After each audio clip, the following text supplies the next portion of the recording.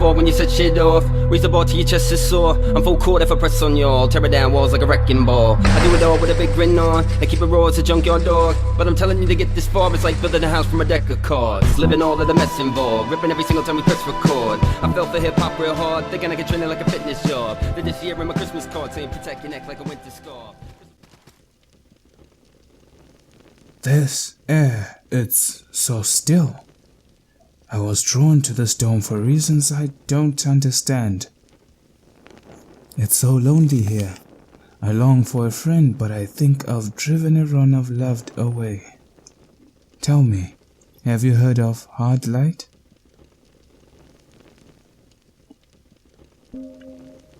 Well then, let me tell you. Hard light has been described as not unlike crystallized moonbeams. It's only been seen and touched by those that possess a hard light brand. But even those unable to touch hard light will still see its traces. You'd like that brand, wouldn't you? Yes, as I thought. Well, it's as simple as that. Accept this brand.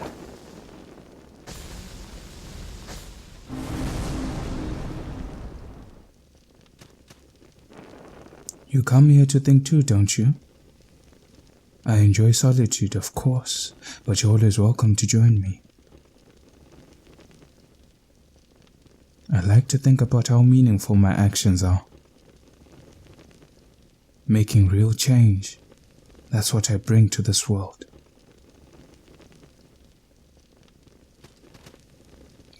Welcome to Sultan's Sanctuary, a boss that had actually given me quite a tough time considering the fact that I personally believe I had not met a boss like that. The Hardlight brand, wear this brand to imbue your touch with the light, allowing you to render blue arcane matter tangible. We had seen these, these clouds in the air, and if you shine light to them, you're able to make them tangible and walk on them, but sadly there I didn't get a ledge or a handle on it, so I just fell to my death. This episode, disclaimer wise, will have a lot of cut editing as I was disturbed quite a number of times trying to record this section, so bear with me as we make it through. It will be a bit longer than before. But I cut out all the necessary walking back and forth, and I cut out the sections in which I was interrupted just to try save a little bit of time. But besides that, thanks for coming back. Welcome to Sultan's Sanctuary. This episode's gonna be a bit tough. Well, recording the episode was tough. I might as well start with a little story as to the third lamb. In the previous episode, you had noticed that I died at the end to the third lamb. And the reason why I stopped at that particular spot was the fact that I had been playing for quite some time, and I thought to myself, considering that this boss, you have to consider that the boss had more life, more damage, and was a bit more tricky for me as compared to previous bosses in the past. And the Untouchable Inquisitor was such a joke of a boss that the game had already trained you to feel that you were overpowered, only to throw the third lamb in your way to kick your ass. Pretty much, that's exactly what had happened. The Untouchable Inquisitor was just a joke boss, or should I say, a bait to make you feel that you're strong, such that the first time you encounter the lamb and you strike it with your first attack and you realize that you do absolutely no damage, you think twice about the encounter. So I kept on trying to beat the boss. It was refusing. I stopped recording. I was like, okay, this is fine. I'll try another day. I tried again, I believe about 2 or 3 days after that, as I wasn't playing. During that time I was busy. And then I died again. And then about a day after that, which should have been 2 days ago from the day of which this was uploaded, 2 days before that, I decided to try again, which was the same day I was recording this particular footage. It was difficult. I think I died at the lamb at least minimum of maybe 7 to 8 times, excluding the first 2 or 3 tries when we had met him beforehand. So that's about 10 to maybe 12 tries on the on the third lamb. And yeah, I'm actually impressed. I didn't think there would be a boss that would put me at such a deadlock. Well, at least the game made me feel that way. So now that we've defeated him, at least we have that sigh of relief. Pick up the Bloodburrow cuirass. And the Bloodburrow were a secret society of arsonistry. Wait, arsonistic what? Can't read that. Arcanist. From a time when beasts were more serious threat than man. Apparently they were hunting down supposed witches who were actually later revealed to be political rivals, so they weren't as honorable as they made themselves out to be. They were using their cause to snuff out their opponents so that they could get what they wanted in their political agendas. Not so noble, but what can be expected. Bear in mind as we go on deeper into this episode towards the mid to end section. Remember, we had been talking about what the previous NPC had said in the last episode, I believe, how the castle and the Red Hole cages, Castle of Storms, how these locations seemed to be very familiar to locations that had been built in other parts of the actual world, the living world. And on this island they seem to exist as well, as if replicas created by some mad architect. And the ziggurat as well. Some known monument of another plane is also found in this island. So you tend to wonder, when we're shipwrecked here, and all these people who've been shipwrecked here, what's going on? What exactly is going on? That's the real question. Are we on a cursed plane? Is this just an unknown island? Is this a dream? Is this purgatory? Is this a limbo? I don't actually know what the hell's going on. But as we get towards the end, I'd just like you to pay attention to that theory. And just pay attention to the surroundings as we keep on moving. Lots of forward, lots of movement, lots of backtracking in this particular section. I don't know.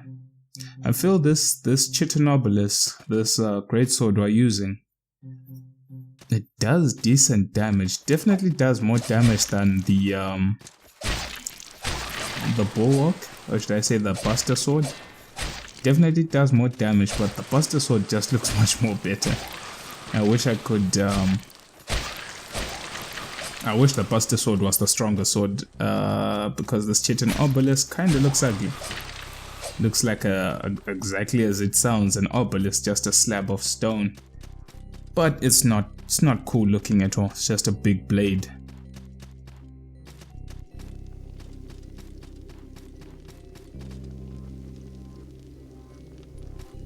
These barriers are the hard light barriers that we're being taught about. These barriers that can only be interacted with by those who can have this hard light brand, or so it may be. And the funny thing is, I'd reached this far beach and I thought to myself, if that's a new location, then let's just deal with the ziggurat.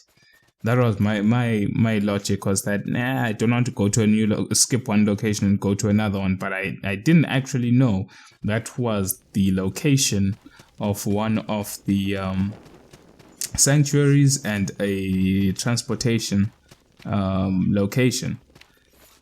But sadly enough, I didn't know. So instead, decided to head into the ziggurat here. Find out new enemy types. Pyromancers. Lots of AoE spells.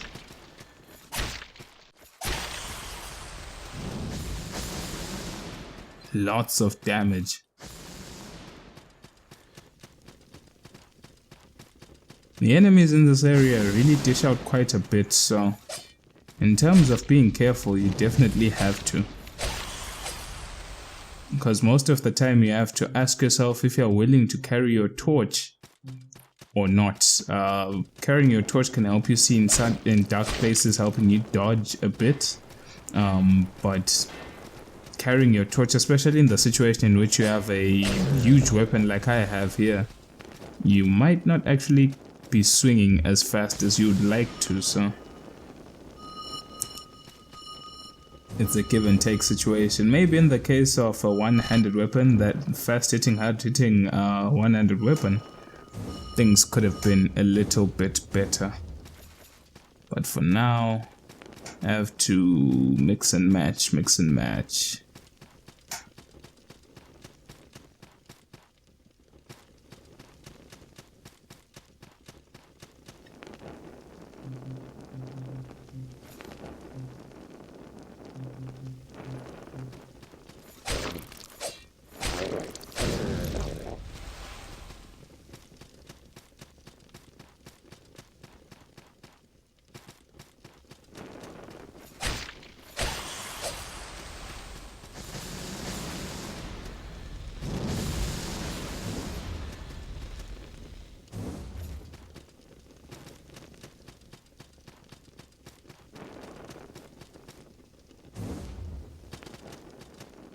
Funnily enough here, it may be seeming like, oh no, simple platforming segments, but if only I could just tell you about what was happening after the ziggurat. Things got a little bit hasty, a little bit tricky. They really, in this particular segment of the game, it's as if they really want to let you earn your rights to the platforming segments. They really want to make you work for it, but I don't know if it was really necessary, but at least it brings in a new dynamic to the game. This whole, at least they put in effort into how hard they utilized the platforming sections in this game as compared to maybe a game like Dark Souls or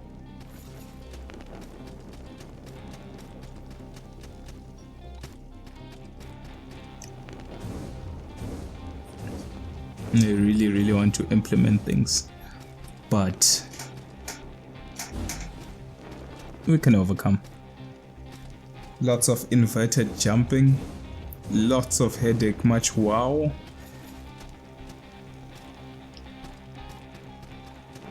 But they really wanted to make the most of this mechanic. Vertigo brand.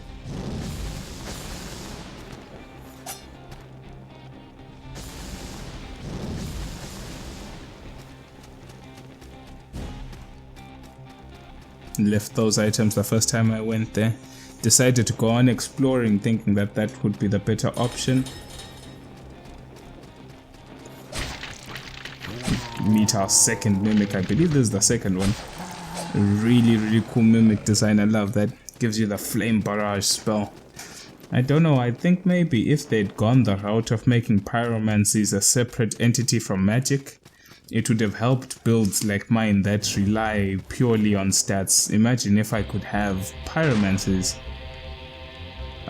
without relying on putting points into magic. It would have been really cool. This was the first time I met the Dried King. I had no idea what he did. First big mistake when I was facing the Dried King is walking away from him. I literally got obliterated. But yeah, pretty much one thing I've noticed is in terms of boss killing strategy, the main concept still applies. Giant circumcision position, get as close as you can, chances are that will help you out. So I decided to head back to Far Beach, the place that I'd run away from previously, not knowing that that's where the bonfire actually was. And I decided to stock up on some blessed pages and some red shards, some stuff we would generally need for boss kills. Decent weapon buff, as we don't actually have a spell to help us.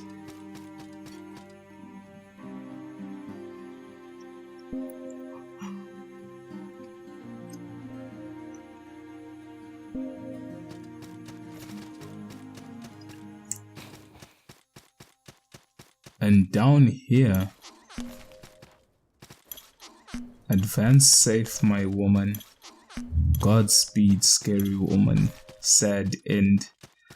At this particular point is the fairy I was talking about. I'm not too sure if that's one ending of the game, or that's a location in which you can end the game, judging by what the players were talking about. It would be cool if that was a premature ending location where you could choose to sail off the island right now and screw everything else to make for some cool speed runs.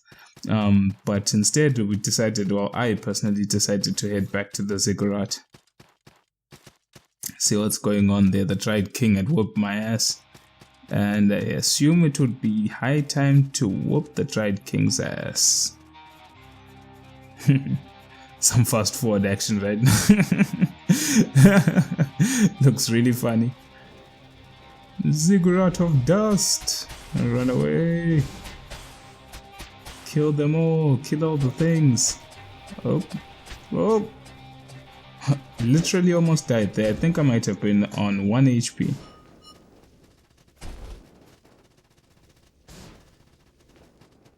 Nothing much here at the base.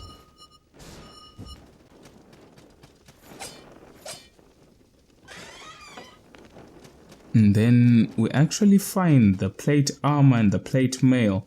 The starting and here's the bonfire of the ziggurat. We actually found the starting armor set of the warrior class. Funnily enough, this is another starting set that we find later on in the game, further supplementing my knowledge of the fact that I think that the starting sets are actually some of the best sets in the game. I don't know. It's like the paladin sets that I started with. I don't know, it's just too good. It feels really, really good for a starting armor set. And to be honest with you, I don't know. I believe some of these armor sets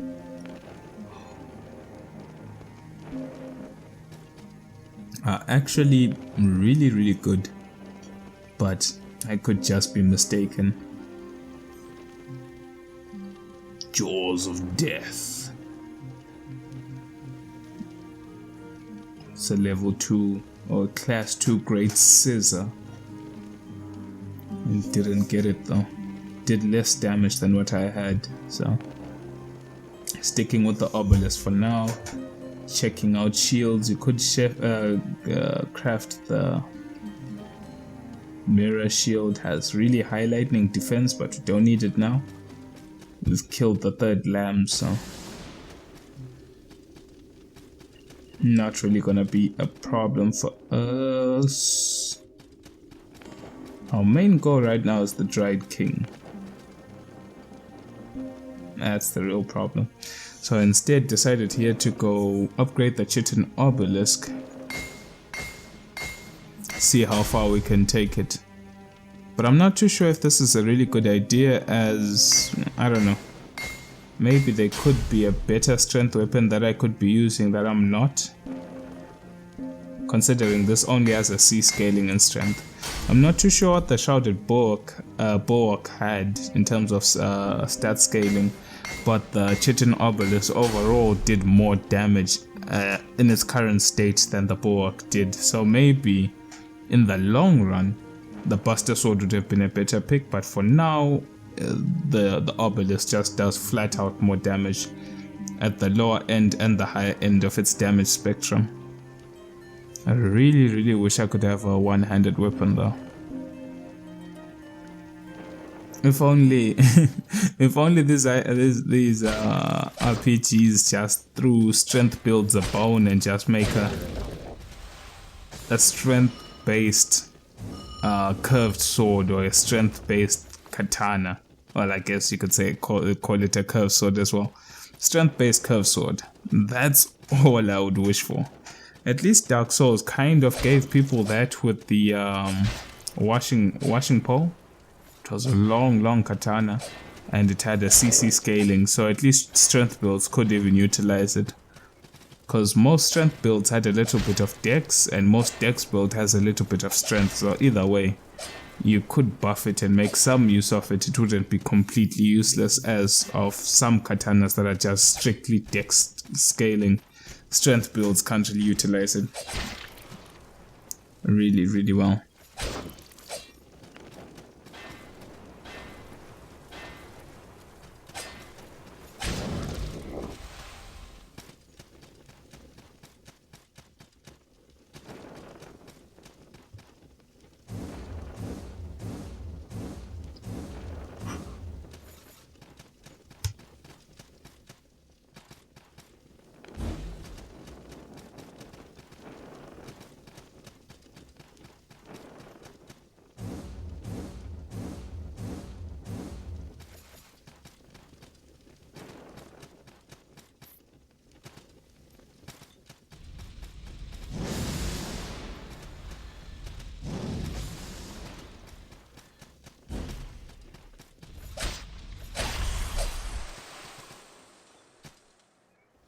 Last time we missed picking up some of these items, so I decided to drop down here, see what we could have missed, see if it was worth getting. Stone Charm was one of the items here. Golden Stone Charm adds lightning damage to your attack. Stone Charm increases stagger damage. So each time you break your enemy's poise, during that stagger animation, you deal bonus damage. The attack that staggered the opponent. So I thought to myself, yeah, it could be a good idea considering I'm wielding a heavy weapon that staggers enemies often, but you don't really stagger enemies with every single attack. Maybe after 4 or 5 hits, the enemy gets staggered. But besides that, maybe it might not really be all that good. Because what if you fail to stagger? I believe that would just be a waste of a slot. And this damage charm gives a flat out damage bonus on every attack, whether it's a strong attack, light attack, it really doesn't matter. You get the damage bonus either way. So now the question is, if it takes 5 hits to stagger, that stagger damage you get on the 5th hit, is it enough to compensate, or is it more than the bonus damage that you get for the previous 4 hits but wielding the damage charm instead? That's the real question, but I haven't tested it, so I really wouldn't know. I'll have to go read up on the wiki just to see what people are saying, what the best charm is, maybe what's the best weapon for strength build, and overall just need to optimize this build to make it a bit better because we're lacking in a lot of departments.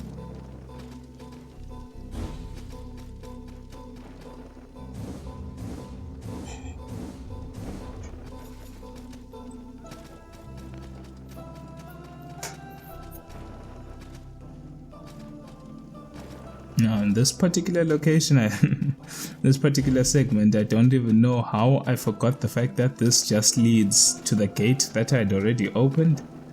When I got here, I was like, oh my word. Kraken chest attack, already killed it. Yeah, I was feeling real dumb for going all the way around there, but we made it either way. As the Dried King waiting to kill us. You can actually see him before you enter the boss room, so it gives you time to prepare. You don't necessarily have to face him all the way. We've got some bonuses from our sacrifices we made at the previous sanctuary. I believe we have a damage bonus from the Cell Sword.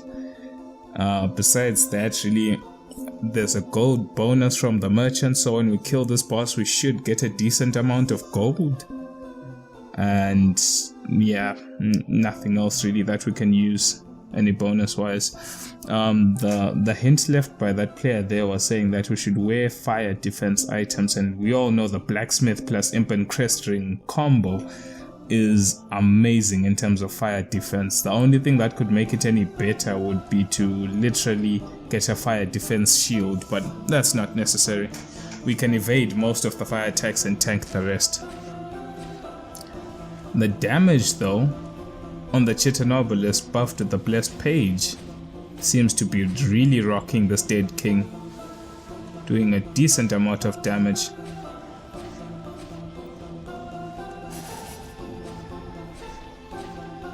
Boom. Hack and slash as close as we can. Giving him space to breathe would have been the problem. Instead, you just rush him down and maul him, and then tank the fire damage. The dried king's ashes. Find an interesting NPC here. So you killed the king.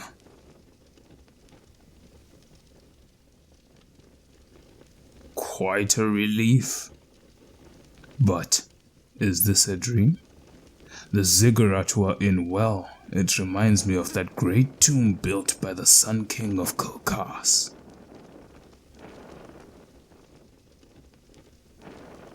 Kulkas is where I studied until the mission. We were to sail to the west for a marriage alliance, I think.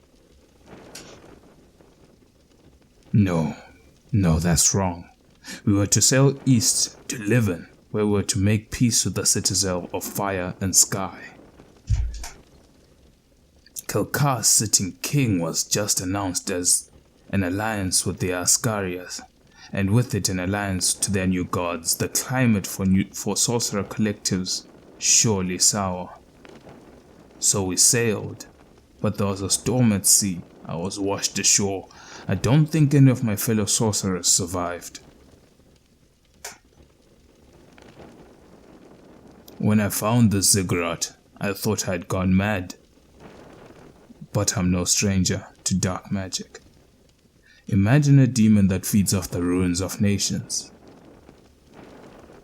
A demon that collects.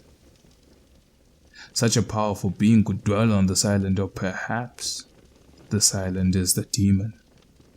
And it feeds, claiming men, women, kings, countries. I want you to explore my theory, and I have just the thing to help you do it. I have something for you. It might burn a bit, but aren't all good things found in flame?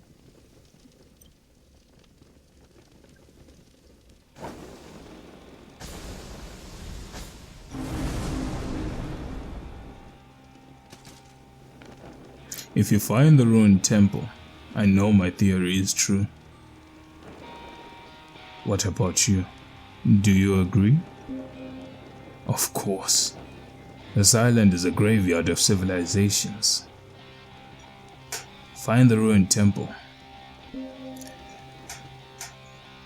We got the dart brand from our newfound friend here. Wear this brand to gain the ability to perform the mid-air dash feat. Press shift while airborne. What he's saying is kind of what we've been trying to figure out for quite a bit. Is hinting to the fact that maybe this island could... How can I say this?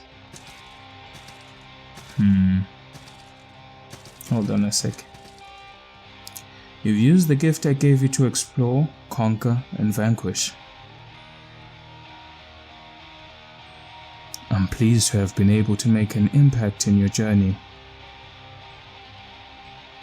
Moonlit has always been my friend. Now I call you friend as well. May moonlight shroud you in this life.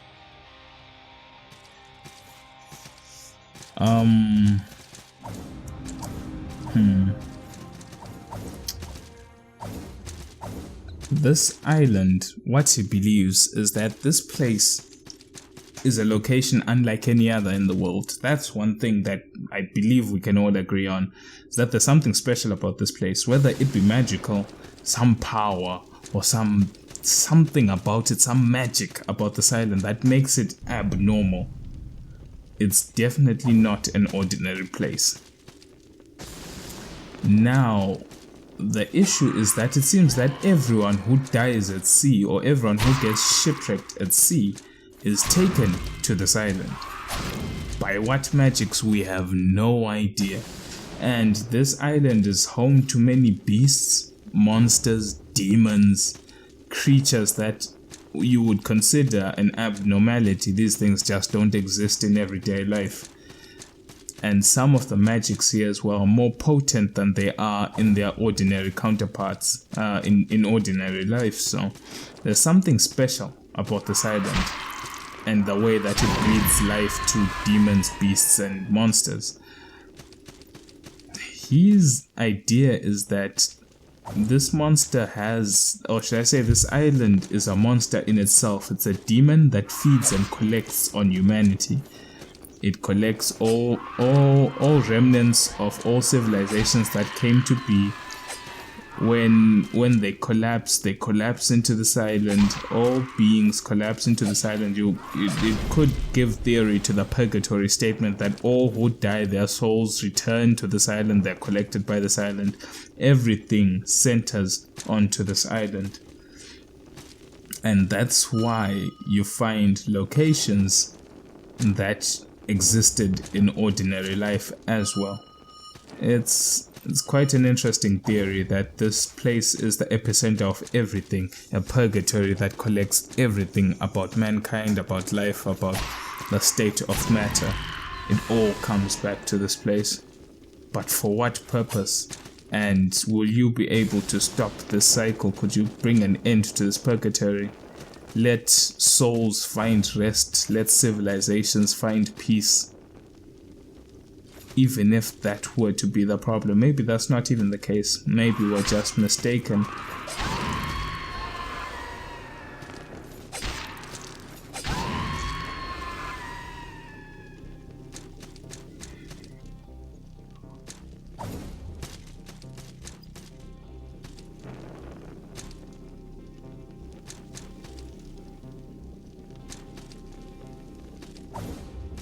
Yeah, it's a real tricky situation. Real tricky. Got the russet sleeves and the doublets and the helm. The potato armor. That was the onion bro armor. That was the onion bro armor in Dark Souls. Now here we've got the potato bro armor. I really wish there was an online element to this game. Online co-op. Online PvP really would have made this game much more fun than it is. A round bodysuit with an uncanny resemblance to a potato, woven of tube cloth, a peculiar living textile manufactured by layering stuff. Didn't get the time to read that. Too bad, it's goddamn heavy. And then the plate mail. Cool looking armor.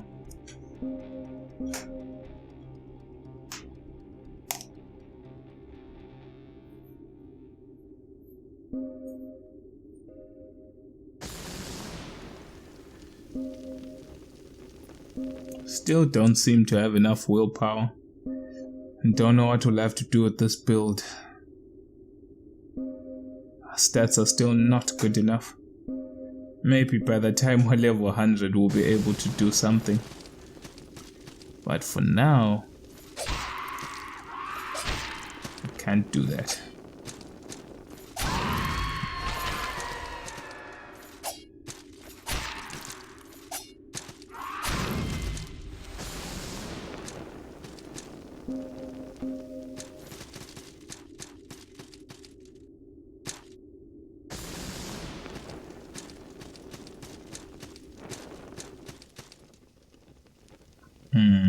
Platforming. Nothing I hate more. But something that has to be done. Hopefully try to get our way to the next sanctuary before anything bad happens. Shroud Charm. Adds arcane damage to your attacks. Now that's a charm that we could definitely use. There have been a lot of bosses that we've met that have been weak to arcane. Not so much lightning damage, but arcane and fire have been two damage types that have been really prevalent in boss fights. And blessed pages as well, I guess. I don't know what divine damage, I guess, is what you could call it. That too, but in very specific cases when you're fighting monsters that are considered to be dead. But yeah, it served its place. They really want to make you work for all this platforming in this particular section. Oh my word.